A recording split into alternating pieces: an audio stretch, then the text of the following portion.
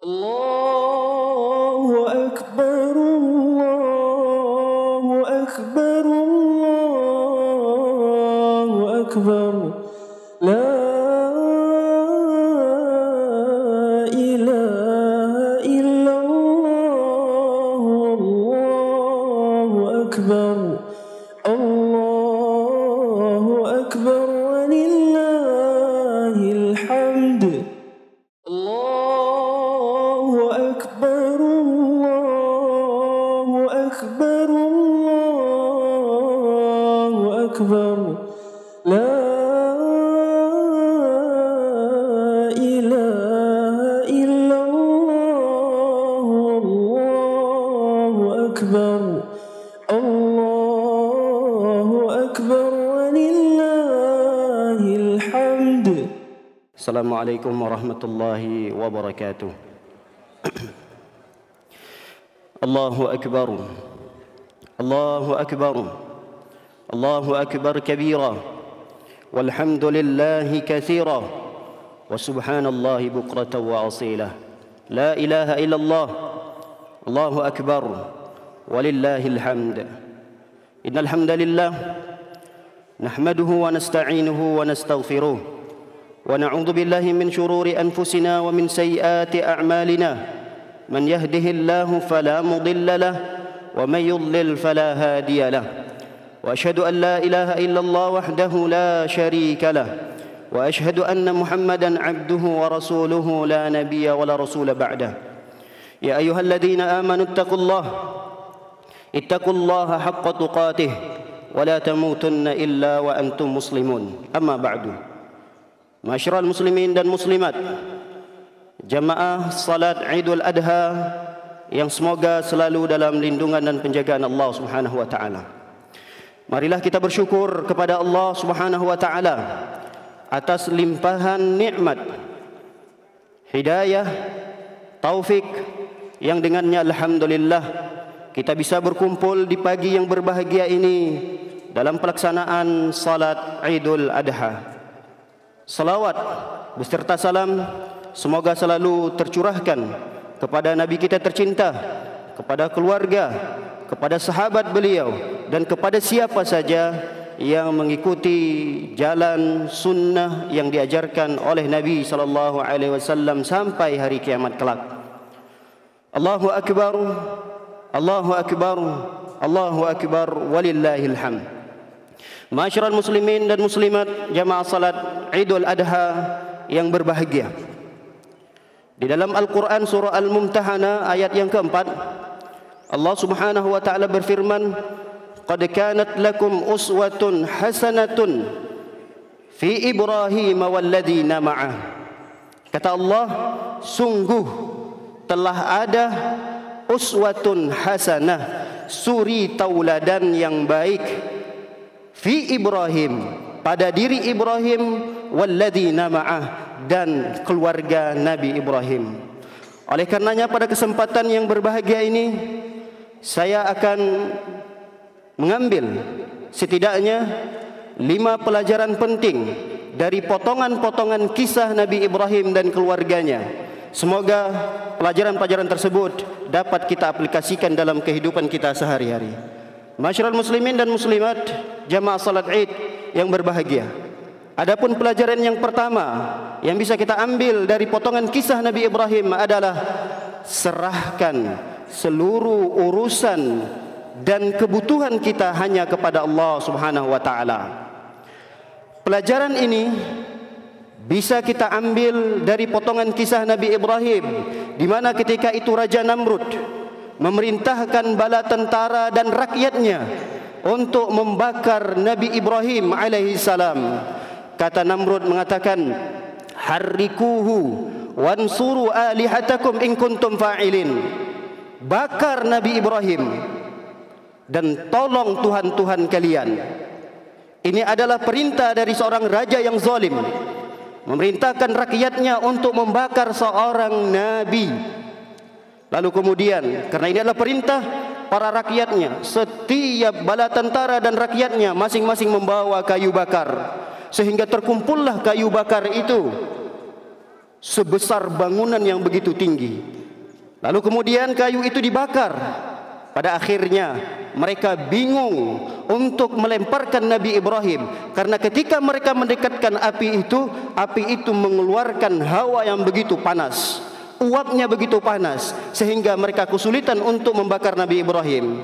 Lalu kemudian muncullah ide agar Nabi Ibrahim dilemparkan dengan menggunakan minjanik, yaitu ketapel yang besar. Lalu kemudian Nabi Ibrahim diikat di kelapel itu dan dilemparkan ke dalam api yang sudah berkobar, dan api itu sangat besar sekali. Detik-detik Nabi Ibrahim akan dilempar, lihat, datanglah utusan Allah Subhanahu wa taala, Jibril. Jibril datang menawarkan kepada Nabi Ibrahim, "Alaka hajatun ya Ibrahim?" Apakah engkau butuh bantuan ya Ibrahim? Lihat jawaban Nabi Ibrahim, "Amma ilaika fala wa amma ilallah fabala." Kata Nabi Ibrahim, kalau bantuan itu datangnya darimu wahai Jibril, saya tidak butuh. Tapi jika bantuan itu datangnya dari Allah, maka itulah yang aku harapkan. Lihat bagaimana Nabi Ibrahim dalam detik-detik yang menegangkan, tapi beliau masih mengharapkan seluruh apa yang dia butuhkan disandarkan hanya kepada Allah Subhanahu wa taala. Ini pelajaran yang begitu besar yang hendaknya kita ambil. Betapa banyak kita lupa dengan setiap aktivitas yang kita lakukan, kebutuhan yang saat ini kita mungkin butuhkan, tapi kita lupa berharap dan meminta kepada Allah Subhanahu wa taala. Lihatlah orang-orang soleh kita terdahulu, bagaimana ketika mereka butuh garam, bukan perkara besar, garam tidak ada di dapur, cabai tidak ada di dapur, tidak langsung pergi ke pasar, tapi terlebih dahulu meminta kepada Allah, karena ini adalah bagian daripada kebutuhan dan segala urusan walaupun itu kecil. Minta kepada Allah, minta terlebih dahulu kepada Allah, baru kemudian usaha untuk mencari ke pasar. Inilah yang dilakukan oleh mereka-mereka orang-orang saleh. Pelajaran yang bisa diambil dari kisah Nabi Ibrahim alaihissalam. Lihat, lalu kemudian Nabi Ibrahim ditolong oleh Allah Subhanahu wa taala. Ya naru kuni bardan wa salaman ala Ibrahim. Wahai api, jadilah engkau dingin dan selamatkan Nabi Ibrahim alaihissalam. Atas izin pertolongan Allah Subhanahu wa taala. Pelajaran yang kedua yang kita bisa ambil dari potongan kisah Nabi Ibrahim dan keluarganya adalah selalu berhusnuzon kepada Allah, berbaik sangka kepada Allah Subhanahu wa taala. Dan ini bisa kita ambil pelajaran dari potongan kisah Nabi Ibrahim, di mana ketika itu beliau diperintahkan oleh Allah untuk mengasingkan istrinya Hajar dan Ismail, putranya yang masih kecil, masih merah, belum disapi. Allah perintahkan, bawa Hajar, ajak sekalian Ismail untuk pindah di suatu tempat. Perjalanan yang begitu jauh ditempuh oleh Nabi Ibrahim dan keluarga dari Palestina menuju Mekah saat itu. Perjalanan 40 hari kurang lebih, membawa perbekalan yang sudah disiapkan. Setelah itu mulailah perjalanan dan sampailah di suatu tempat.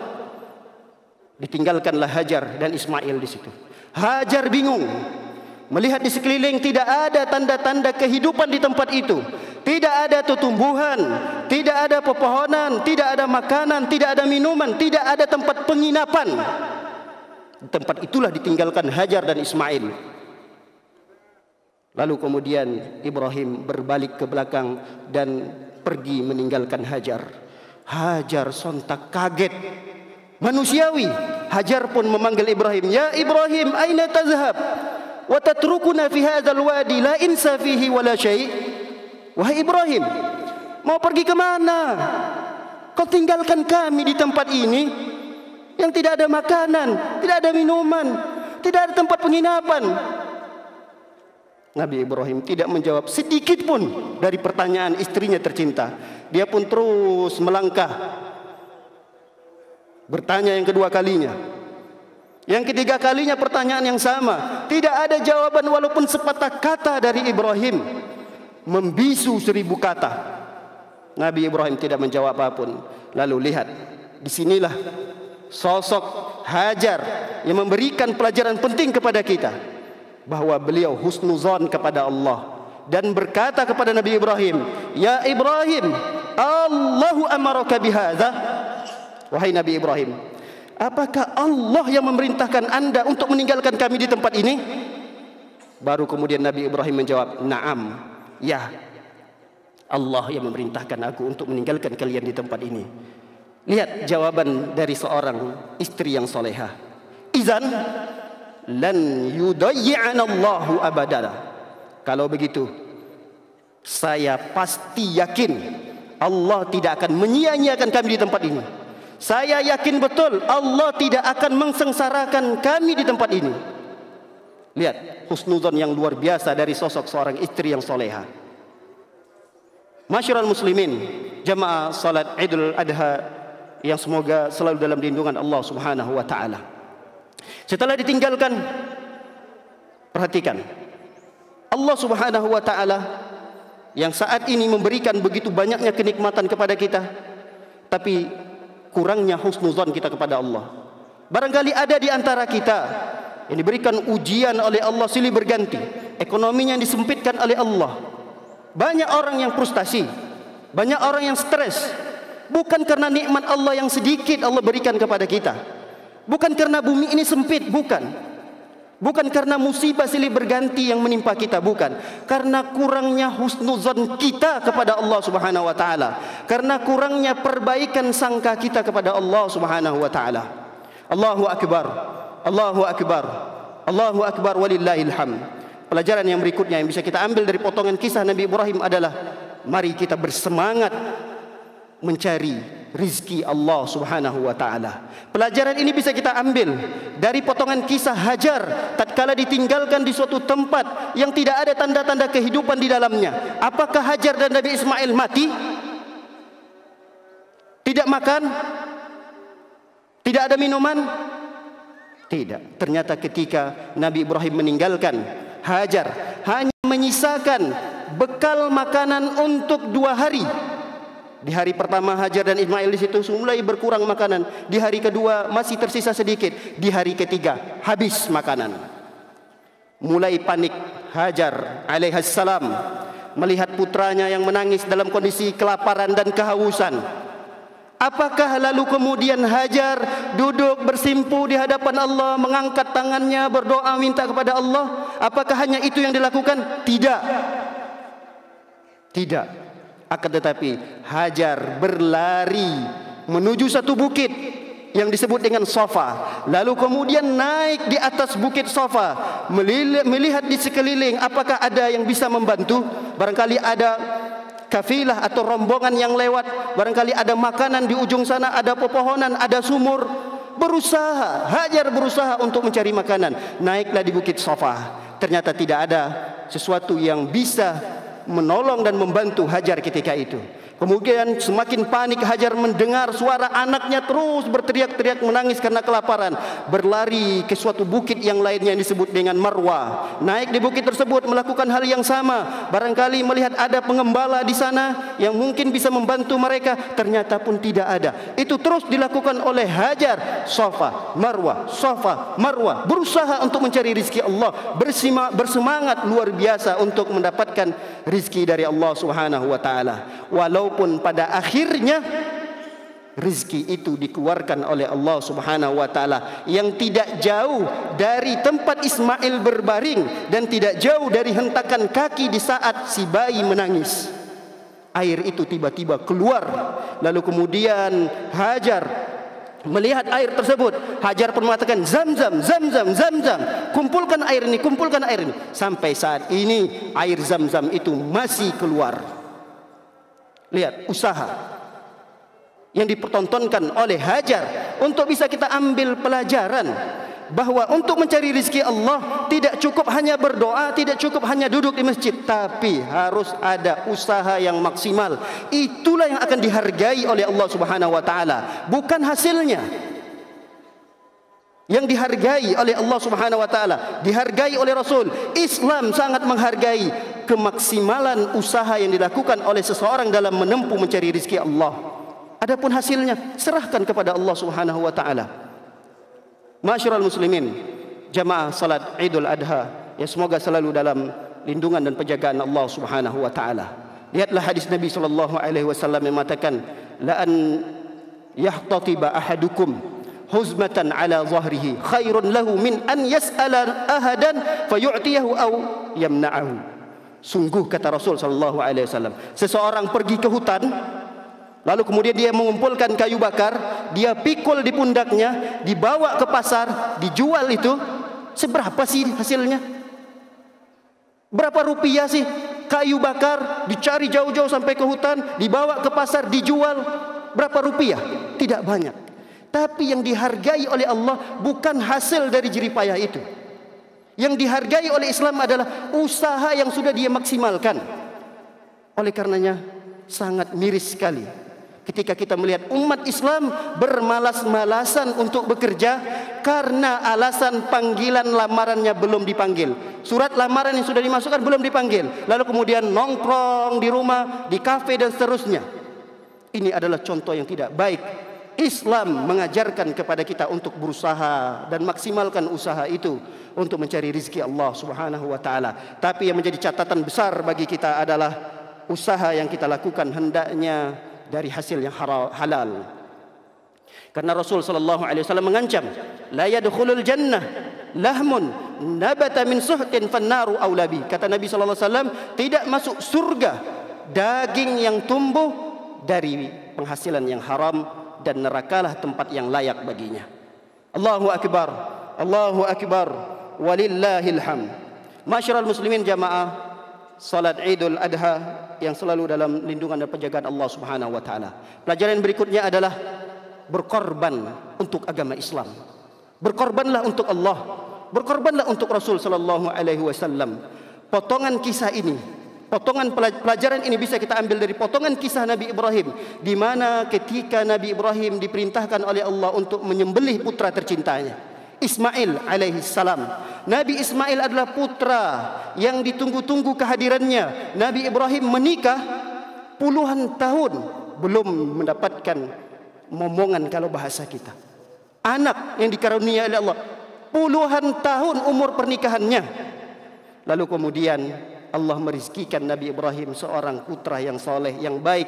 Dan umur Nabi Ismail ketika itu sudah sampai beranjak dewasa. Kata Allah Subhanahu wa taala, falamma balagha ma'ahu sa'ya, tatkala Nabi Ibrahim sampai pada usia sampai mau ke remaja, kata Allah Subhanahu wa taala, qala, Allah pun memerintahkan Nabi Ibrahim untuk menyembelih putranya. Ya bunayyah, kata Ibrahim, wahai putraku, inni ara fil manam anni azbahuk fandur maza tara.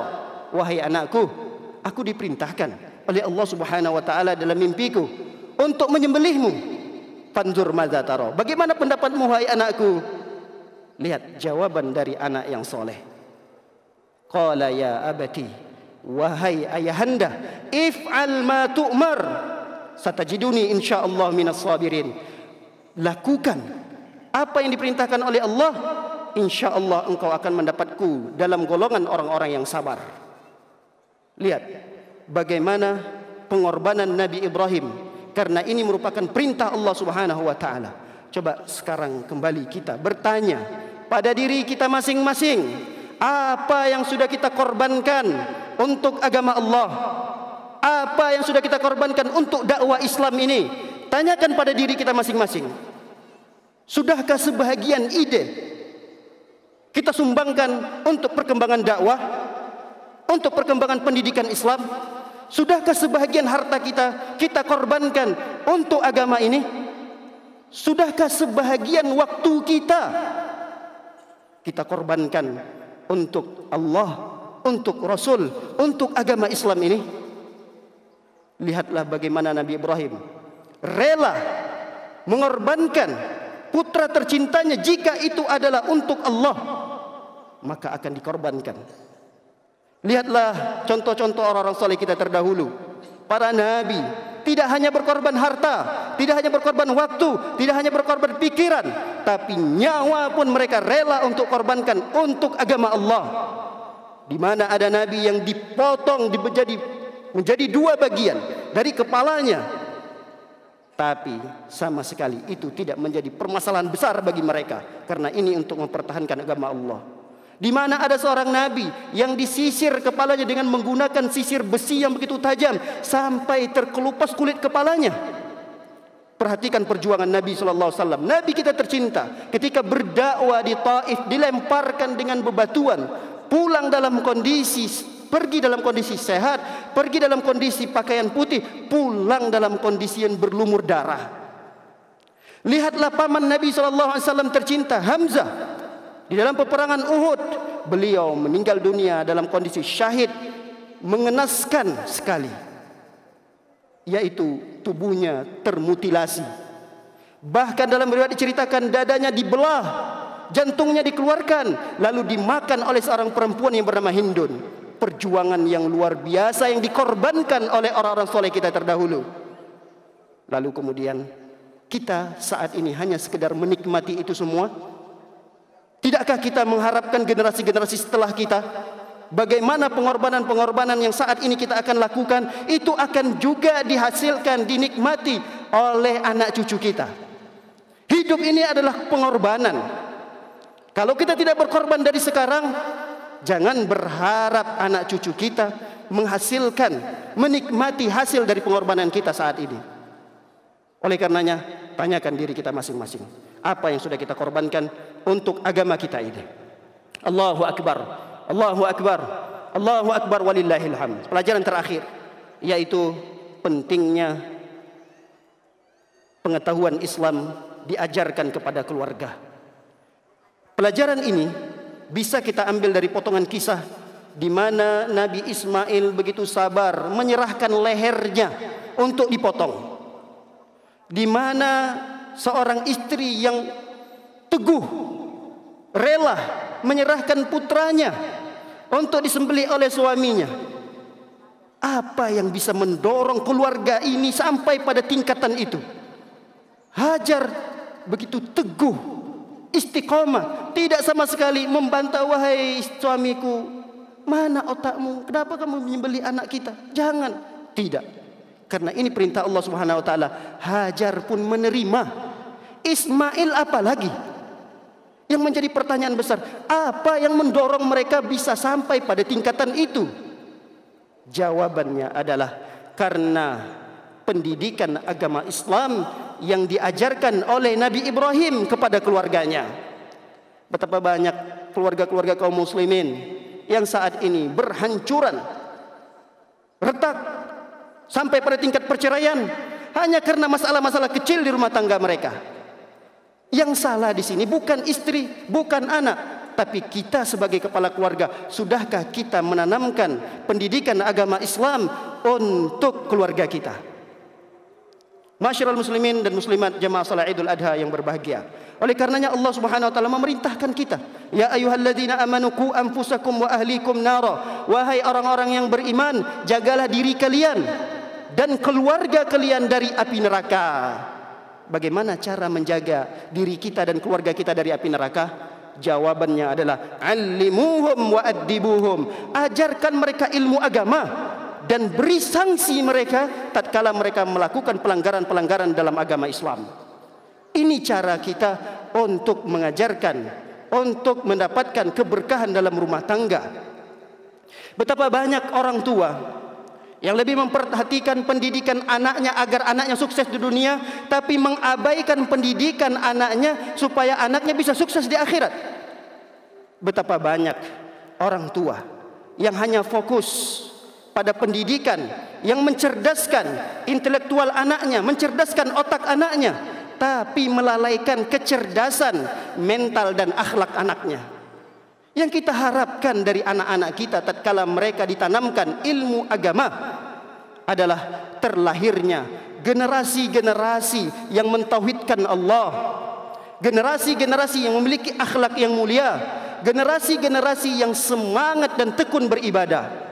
Kita harapkan dari pendidikan Islam ini adalah bagaimana agar lahirnya generasi-generasi yang siap menghadapi ujian, cobaan, tantangan hidup nanti, dan memiliki etos kerja yang tinggi serta bekerja dengan penuh dedikasi. Inilah yang kita harapkan dari generasi-generasi kita. Demikian khutbah yang singkat ini. Semoga beberapa pelajaran yang kami sampaikan dapat kita aplikasikan dalam kehidupan kita sehari-hari. Semoga Allah Subhanahu wa taala selalu memberikan kesehatan dan keberkahan serta panjang umur.